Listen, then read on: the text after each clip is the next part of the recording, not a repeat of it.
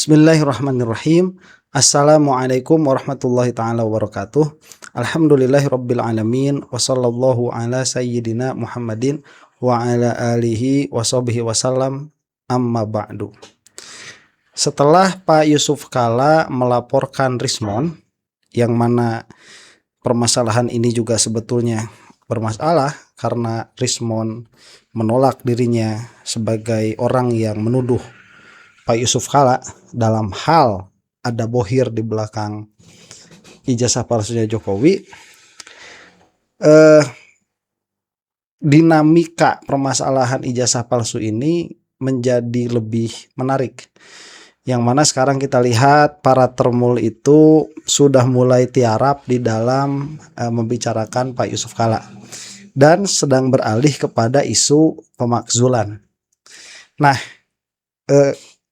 bukan sebuah keanehan tatkala para termul itu memiliki narasi yang sama. Itu sudah bisa kita saksikan beberapa bulan ke belakang, malah mungkin 1 tahun ke belakang ya, mereka itu satu narasi. Nah, yang menarik mungkin ya, masuknya Pak Yusuf Kalla secara langsung terhadap permasalahan ini itu di luar pemikirannya para termul. Mungkin itu juga. Tetapi saya ada mencium bau amis begitu. Kenapa termul ini dalam hal ini mungkin ya atas perintahnya Joko Widodo. Saya katakan mungkin karena tidak ada perkataan yang eksplisit, tetapi indikasi ke sana ada, yaitu seragamnya para termul dengan menuduh Yusuf Kalla. Nah, saya mencium bau amis di sini. Kenapa? Karena waktunya itu, waktu mereka menuduh Yusuf Kalla itu saat yang pas memang untuk Pak Yusuf Kalla itu dikritik. Apa yang dimaksud? Yaitu perkataan Pak Yusuf Kalla yang menginginkan bahan bakar minyak itu naik. Nah, ada satu hal dulu ya yang harus kita apresiasi dari Pak Prabowo, yaitu sampai saat ini BBM belum naik. Meskipun para pakar ekonomi itu mengatakan akan ada terjadi ledakan ke depan karena APBN tidak akan seimbang dan lain sebagainya. Tetapi sampai saat ini krisis yang dirasakan oleh negara tetangga kita, alhamdulillah tidak terasa oleh Indonesia. Bukan berarti baik-baik saja Indonesia, enggak. Tapi dalam pengertian jeleknya Indonesia itu sebelum perang Iran-Amerika dengan setelah perang Iran-Amerika dan di saat perang Iran-Amerika sama saja. Itu yang saya maksud ya. Jadi ini ada poin yang harus diapresiasi. Nah, sehingga kenapa saya mencium bau amis seperti ini? Karena waktunya itu mencari mencari momen yang pas. Jadi saat masyarakat memang lagi kesel-keselnya sama Pak Yusuf Kalla, dikeluarkanlah isu seperti itu. Dan ada juga isu bahwa bulan Juni nanti akan ada kerusuhan besar, dan kalau tidak salah itu adalah sebuah peringatan dari Pak Yusuf Kalla. Tetapi peringatan dari Pak Yusuf Kalla itu dipelintir oleh para termul sebagai sebuah perencanaan. Jadi ada perencanaan makar begitu terhadap Pak Prabowo. Nah, sampai sini clear dulu ya permasalahannya ini. Saya bukan termasuk orang yang pro makar, bukan termasuk orang yang pro menggulingkan pemerintahan di tengah jalan, tidak.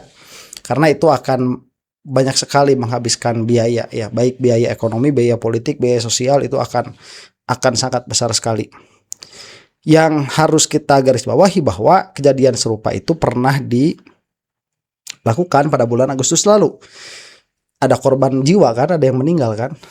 Dan kita tidak bisa mengatakan itu juga tidak sengaja. Kalau saya itu nggak sengaja, saya mah nggak percayalah begitu ya. Mohon maaf gitu. Kalau dikatakan tidak sengaja, saya nggak percaya saja. Nah, yang mana pada waktu bulan Agustus yang lalu, salah satu narasi yang beredar saat itu adalah gulingkan Prabowo, tetapi tidak mengatakan Gibran sama sekali. Nah, jadi ini saya kira ya, Prabowo Gibran 2 periode ini adalah plan B. Dari siapa? Jangan tanya saya. Ini adalah plan B. Gibran maju menjadi presiden di tengah jalan, ini adalah plan A-nya. Jadi sebisa mungkin apabila Gibran ini bisa menggantikan Prabowo di tengah jalan, maka ini harus diupayakan. Dan upaya yang pertama yang gagal itu sudah terjadi. Dan ini akan diupayakan lagi dengan upaya yang kedua.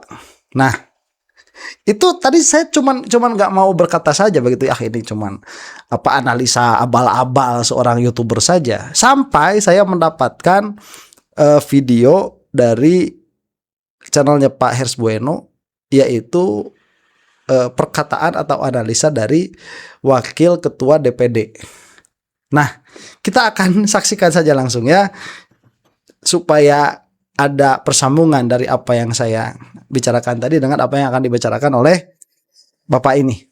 Saya juga baru tadi malam kembali dari Korea. Pak Tamsil ya. Jadi di sana kita deg-degan karena Presiden 3 hari sebelumnya menyatakan batal ke Korea. Hanya di Jepang saja. Akhirnya Duta Besar Pak Cecep dapat telepon dari Menteri Luar Negeri menegaskan tentang pembatalan itu. Korea ya? Korea Selatan. Beliau sampaikan kalau batal ke Korea tapi juga batal ke Jepang itu nggak ada masalah. Tapi kalau ke Jepang kemudian tidak ke Korea itu tamat, selesai kita dengan Korea. Karena Korea sekarang ini menunggu terus kapan Jepang mengumumkan bahwa beliau datang, maka pada menit setelahnya itu Korea juga akan mengumumkan bahwa beliau juga datang ke Korea. Kemudian disampaikan Korea sudah mempersiapkan penghargaan tertinggi untuk presiden kalau datang. Baru satu presiden yang pernah mendapatkan itu, yaitu Presiden Soeharto, mertua beliau. Akhirnya disampaikan dan kembali memutuskan jadi berangkat, dan mereka mendapatkan penerimaan yang luar biasa. Itu pertama info yang saya sampaikan. Yang selanjutnya, kok rasa-rasanya saya setelah beberapa kali bertemu presiden, saya semakin yakin bahwa untuk presiden ini perlu dapat dukungan dari kami. Seperti bulan Ramadan tahun lalu yang saya sampaikan, kita harus fokus. Beliau sebenarnya mungkin hanya dengan beberapa orang dia eksplisit menyampaikan bahwa dia perlu bantuan menghadapi kekuatan yang lain. Ya, saya kira kalau Pak Sapri Samsudin kita ajak bicara, dia tahu betul bagaimana kekuatan Solo ini, bagaimana kekuatan Luhut ini. Saya hadir bersama-sama dengan Pak Sapri di BI waktu acara di BI itu, presiden juga datang. Ya, saya melihat bagaimana presiden ketika menyampaikan pidato di BI itu, dia kelihatannya tertekan sekali. Baik, sebelumnya ya, bukan sebuah kebetulan juga Pak Syafri ini menjadi salah satu target amukannya Termul. Lihatlah konten-kontennya. Saya katakan sekali lagi begini, bahwa ruang publik itu sangat penting di dalam sistem demokrasi. Sehingga siapa yang menguasai ruang publik, dialah yang menguasai demokrasi. Dan sayangnya Joko Widodo tahu betul permasalahan itu. Lawan-lawan politiknya Jokowi belum terlalu aware dalam permasalahan itu. Ini sialnya, ya, sialnya di situ. Kalau kita bisa menguasai ruang publik dengan narasi-narasi yang positif, dengan orang-orang yang cerdas, Termul itu akan tersisihkan dengan sendirinya. Nah, tetapi tadi ya Pak siapa ini, Pak Tamsil yang namanya, aduh, masya Allah, maaf, saya itu kalau nama itu mudah lupa, maaf, ini sudah penyakit ya, mohon dimaafkan penyakit saya ini. Ini mengatakan bahwa kalau kita itu ada di wilayah politik, kita tahu bagaimana kekuatannya siapa, Jokowi, Solo tadi mengatakannya itu, dan kekuatannya siapa itu, Luhut ya. Dan ini bagi saya menjijikan saja. Nah, kok demokrasi kekuatannya itu ada pada orang, ada pada sosok begitu ya. Itu menjijikan saja kalau bagi saya. Ya minimalnya pada partai lah itu masih mending. Cuman kalau pada sosok dan ini diglorifikasi dan banyak masalahnya begitu ya, banyak prinsip-prinsip demokrasi kemudian prinsip-prinsip kepastian hukum dilanggar oleh mereka, itu yang menjadi permasalahan. Dengan Luhut, tetapi dia saya melihat mendukung apa yang dilakukan Pak Sapri bersama Pak Menko Polkam. Jadi selanjutnya 2 kali saya ikut pertemuan menghadirkan tokoh-tokoh ormas Islam, pernah juga tokoh ormas agama lain hadir, tapi ada secara khusus ormas Islam. Kemudian ada lagi secara khusus MUI. Dan teman-teman di MUI ini yang tadinya sangat kritis terhadap beliau, khususnya kaitannya dengan BOP, tapi setelah itu mendapatkan penjelasan berbalik memberikan dukungan penuh. Termasuk Ketua Dewan Dakwah Islam Indonesia menantang siapa yang kurang jelas tentang sikap Presiden tentang BOD ini datang ke saya atau hubungi nomor telepon saya akan memberikan penjelasan. Saya mungkin Itu juga salah satu gestur yang harus yang patut, saya tidak mengatakan harus ya, yang patut kita acungi jempol juga dari Pak Prabowo. Beliau itu tidak sungkan untuk berbicara dengan orang-orang yang terkenal kritis terhadap beliau begitu, terhadap Prabowo. Itu tidak alergi Prabowo itu.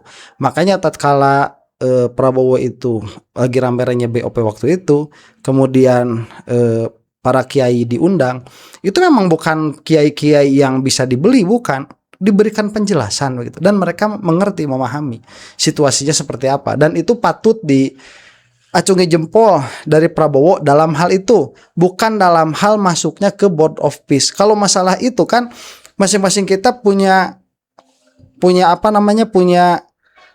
persepsi masing-masing begitu, sejauh mana pengetahuan kita atas keberadaan geopolitik saat itu dan sejauh apa efek dari Indonesia ini merapat ke Amerika atau tidak.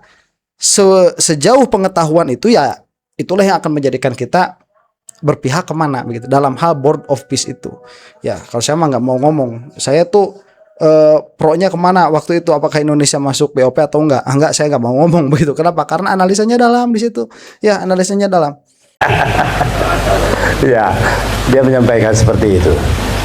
Jadi saya melihat beberapa kali saya bertemu itu dan kaget lagi karena setelah bertemu dengan Wakil Menteri Luar Negeri Anies Mata, saya tanya, kok beberapa hari ini Anda tidak muncul, Anda kemana saja? Saya mengkondisikan, kata beliau, agar negara-negara di Timur Tengah, karena Presiden berpandangan bahwa negara-negara di Timur Tengah ini sangat lemah, sudah lemah berpecah lagi. Antara Arab Saudi dengan Uni Emirat tidak bisa dipertemukan. Kalau Presiden ketemu Arab Saudi tidak bakal diterima oleh Emirat, harus pulang dulu.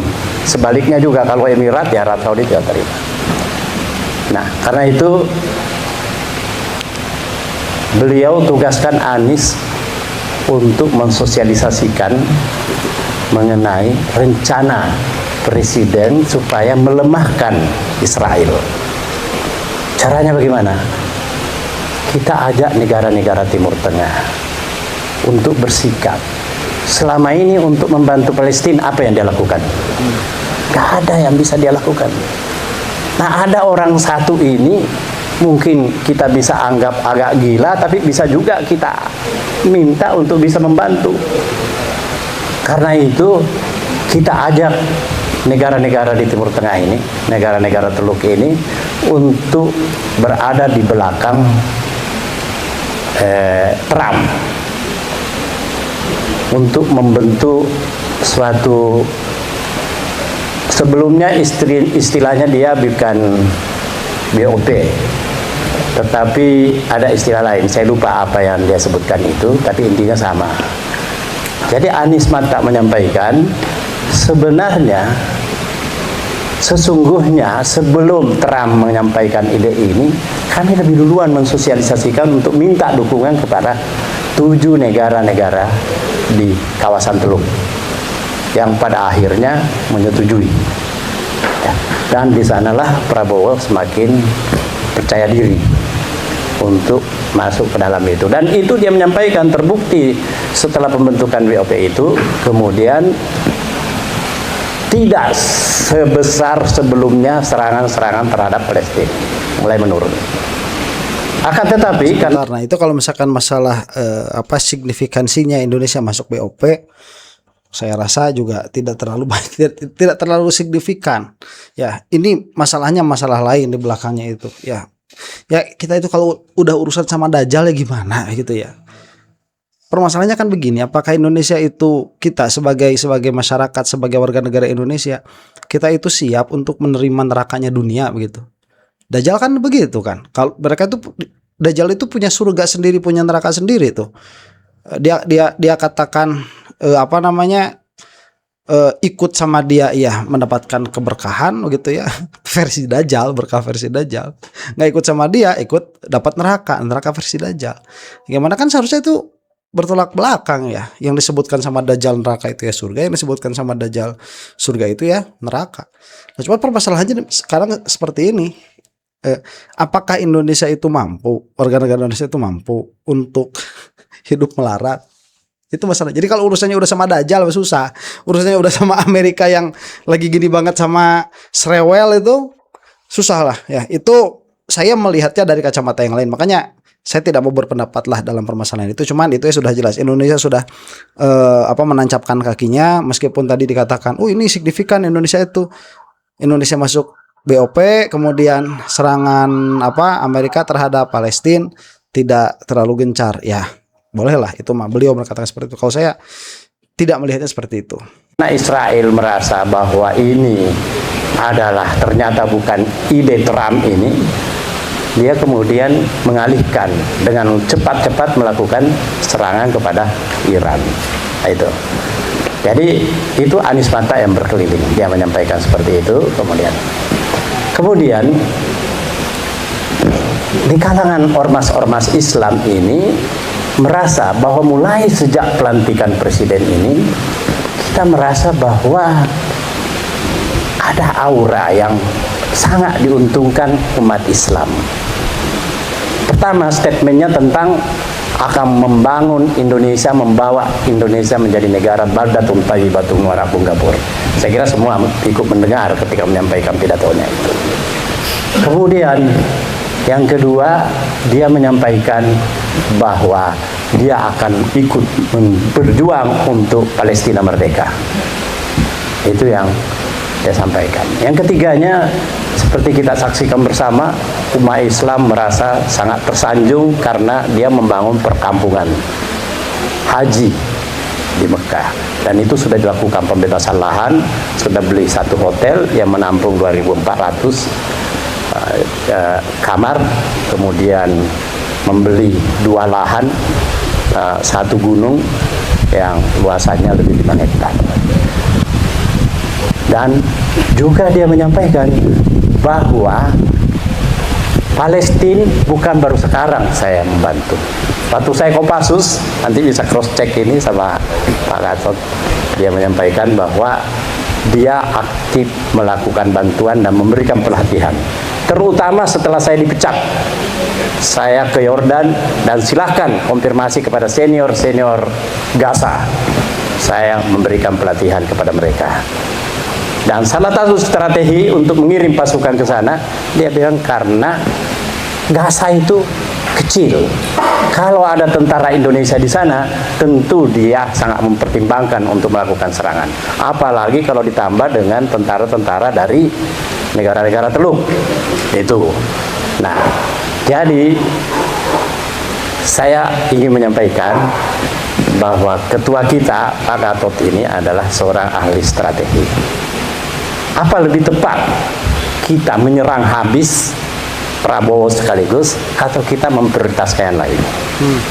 Misalnya Wapres, kita prioritaskan untuk itu. Karena Pak JK setelah saya bertemu bertiga dengan Muzani ke MPR, dia juga sangat mengkhawatirkan kalau ini Gibran tetap. Nah, oke. Karena kemungkinan Juni ini akan ada suatu gerakan besar. Dan itu bisa jadi yang korban cuma Prabowo. Yang justru memperoleh manfaat dari gerakan itu adalah Gibran. Nah, baik, sampai sini dulu. Ini kan intinya yang mau saya highlight itu ya. Jadi Pak Yusuf Kala itu kan mengatakan BBM itu segera naikkan. Kalau tidak akan begini dan begitu. Kemudian mengatakan bulan Juni itu akan ada katakanlah gerakan besar begitu ya. Nah, Pak JK mengatakan seperti itu. Ini adalah peringatan untuk Prabowo agar jangan sampai Pak Prabowo ini memiliki alasan bagi orang-orang yang ingin menyingkirkannya untuk menyingkirkannya. Dan itu dikatakan di hadapan publik oleh Pak Yusuf Kala. Nah, akhirnya kan yang menggoreng siapa? Para Tremol. Kan Tremol begitu kerjaannya itu. Pada akhirnya Tremol itu mengatakan yang ingin melakukan katakanlah kudeta di belakang itu pada akhirnya siapa? Pak Yusuf Kala. Padahal ini Pak Tamsil yang mengatakan, wakil DPD RI begitu ya, mengatakan Pak Yusuf Kala itu mengatakan bahwa Juni itu akan terjadi demonstrasi besar-besaran atau apapun lah itu, yang mana yang ditargetnya itu adalah Prabowo sendiri. Nah, makanya tadi mengatakan Pak Gatot ini bagaimana? Apakah mau menarget Prabowo sekaligus atau kita selesaikan saja Gibran? Yang mana kan tadi jawaban implisitnya menyelesaikan Gibran dulu. Karena yang paling bermasalah di sini, itu siapa? Gibran. Begini, kenapa saya itu sampai sekarang belum terlalu frontal kepada Pak Prabowo ya? Banyak sekali kritik saya terhadap Pak Prabowo, tapi kenapa belum saya keluarkan itu kritik terhadap Pak Prabowo? Karena Pak Prabowo ini pada akhirnya dia menjadi target bagi dua kelompok. Satu, kelompok yang belum pernah puas sama pemerintah. Belum pernah puas. Seperti siapa? Seperti saya ini, seperti kita ini. Kita yang yang menonton di channel saya ini pikirnya terlalu kritis sampai pada batas tidak pernah puas oleh pemimpin manapun, nggak pernah puas itu. Ya, yang mana memang kita itu bukan kelompok sakit hati ya, tapi lebih tepatnya itu mohon maaf kata begitu ya bahasa saya. Kita ini terlalu kritis, terlalu cerdas untuk Indonesia itu. Terlalu cerdas kita itu untuk Indonesia. Dalam pengertian mayoritas Indonesia waktu zaman Jokowi milih Jokowi misalkan, kita nggak milih Jokowi. Kemudian waktu periode yang kedua begitu ya, orang-orang milih Jokowi, kita nggak milih Jokowi, pengennya Prabowo. Waktu Prabowo naik jadi mencalonkan presiden, kita kan nggak milih Prabowo begitu. Itu jadi kita itu terlalu cerdas untuk Indonesia sehingga yang jadi itu bukan pilihan kita. Saya tidak mengatakan kelompok kecewa, tidak. Ini hanya konsekuensi dari berpikir saja. Kita itu terlalu kritis begitu. Yang mana memang ada baiknya, ada jeleknya. Jeleknya kita tidak akan pernah puas diberi pemimpin siapapun, gak pernah puas. Katakanlah misalkan begitu yang kemarin jadi Anies Baswedan, apakah kita bakal puas? Bakal puas begitu? Saya rasa juga nggak bakalan puas juga. Nah, makanya kenapa saya katakan posisinya Pak Prabowo di sini dilematis, karena Pak Prabowo itu satu menjadi bahan bahan serangan bagi orang-orang yang tidak pernah puas terhadap pemimpin. Dan di dalam negara demokrasi itu baik-baik saja, bagus-bagus saja tidak pernah puas kepada pemimpin itu, karena itu akan menjadikan pecut bagi pemerintah untuk berlaku lebih bagus lagi. Dan memang seharusnya demikian. Kita katakan sebagai oposisi begitulah katakan, padahal bukan oposisi juga, tapi ini kan hanya konsekuensi dari berpikir saja. Kemudian Pak Prabowo juga ini menjadi target siapa? Targetnya yang ingin Gibran naik menjadi presiden. Siapa itu? Tanya sendiri saja. Jangan tanya saya. Atau kita kasih inisial ya. Inisialnya itu JKWDD. Tuh inisialnya tuh. Itu jadi target Pak Prabowo itu. Dari apa yang saya lihat. Saya tidak mengatakan ini demikian adanya, enggak. Ini dari apa yang saya lihat. Ini adalah analisa saya. Jadi target siapa Prabowo itu? Targetnya siapa? Target JKWDD. Nah, inisial ya. Nah, JKWDD ini sudah mengupayakan beberapa waktu yang lalu tuh, ya biarinlah ini mah terserah. Ini analisa ya. Untuk apa? Untuk menggulingkan Pak Prabowo yang alhamdulillah itu tidak berhasil. Dan ini yang dibaca sekarang oleh beliau-beliau ini diantaranya. Terus gimana kita mau target Prabowo? Kalau target Prabowo, ini Prabowo sendiri yang turun, Gibran naik, lebih hancur lagi. Ya, Itu jangka panjangnya luar biasa. Kalau si Gibran sampai masuk lagi itu bukan hanya tahun ini ya, jangka panjangnya itu luar biasa sekali. Itu masa kita mau nyelesain nanti permasalahan ijazah nggak selesai begitu, dan nanti juga bakal ada ijazah si Gibrannya juga nggak bakal selesai. Itu hanya permasalahan itu, belum lagi permasalahan yang lebih substansial daripada itu. Saya rasa ini yang dikatakan oleh Pak Tamsil begitu ya, sangat bagus sekali, membuka insight. Oh, saya bilang, oh iya, nggak jauh-jauh amat berarti analisa saya selama ini. Kita harus siap-siap menerima untuk dipimpin oleh seorang yang kita sebut sebagai anak haram konstitusi. Ini perspektif yang berbeda lagi dari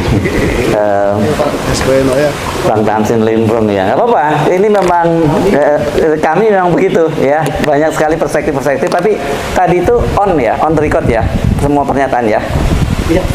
Ya oke. Yang penting itu saya jelaskan karena itu kan berkaitan ada strategi dan taktis dan strategi tadi sebenarnya yang disampaikan oleh Bang Tamsin Lindrung. Itu selesai. Ya, itulah. Jadi kalau misalkan di antara Anda ada yang mengatakan, kenapa enggak tidak membahas MBG, tidak membahas Pak Prabowo begitu ya. Begini, untuk membahas sesuatu itu setidaknya kita harus memiliki cakupan data-datanya dulu dan lain sebagainya lah. Kemudian selain itu juga sikap, selain itu juga manfaat dan madharat tatkala kita itu mengemukakan sesuatu. Nah, Pak Prabowo ini bukan berarti sempurna, tidak. Kalau kita mau cari kekurangannya amat sangat banyak sekali begitu. Tetapi apakah itu relevan untuk dibahas sekarang? Saya belum melihat waktu yang pas begitu. Saya masih melihat Jokowi ini lebih penting untuk dibahas karena yang bersangkutan ini harus segera dienyahkan dari muka Indonesia ya. Secara politik loh ya, bukan secara orang. Kalau orang mah ya yang betah-betah lah di Indonesia, nggak apa-apa mau 100-200 tahun lagi juga begitu, terserah yang bersangkutan saja. Jualan nggak saya nih? Apa ya? Inilah jualan ini nih, hoto nih. Ada nih hoto ya. Hoto. Nah, hoto ini untuk sarapan, bisa diseduh dengan air panas dan rasanya enak. Kalau misalkan mengenyangkan, kalau bagi saya mah nggak mengenyangkan ya, cuman kita menjadi lebih pede kalau mau diet itu. Saya nggak mau makan pagi ya, nanti makannya siang aja begitu. Kemudian minum hoto lah, kita jadi punya tenaga. Gitu nih hoto ya. Ya saum lebih bagus. Puasa lebih bagus lah. Kalau mau diet itu puasa lebih bagus. Cuman jangan diniatkan diet, niatkan puasa ya. Cuman kalau memang misalkan mau sedikit menurunkan berat badan ya, seperti saya yang kadang-kadang itu sampai kebablasan beberapa kilo ya, ini bisa di check out di bawah ya, hoto. Demikian, mudah-mudahan kita semua ada dalam hafizah Allah Subhanahu wa taala. Wallahu taala a'lam bishawab. Assalamualaikum warahmatullahi taala wabarakatuh.